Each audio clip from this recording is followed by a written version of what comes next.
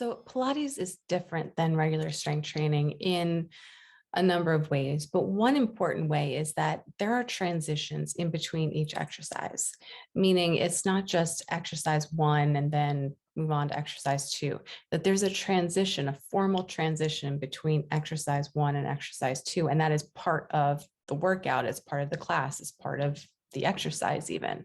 Now, when you're first starting out or at the beginner level, these transitions may not be that big of a deal. They may not be that challenging. They may not be that formal of a transition.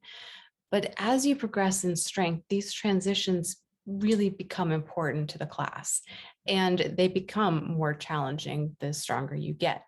In fact, it's a way to make a class more challenging, to choose the toughest transition that you can do between one exercise and the other.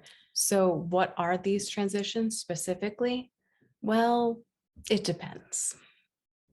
It depends on which version of the exercise that you're doing. It depends on which transition you want to do. It depends on what level your current strength is at. I'll do a future video on specific transitions, but in the meantime, if you have a question, feel free to reach out to me. For now, just begin thinking of the transitions as being part of the class, part of each exercise.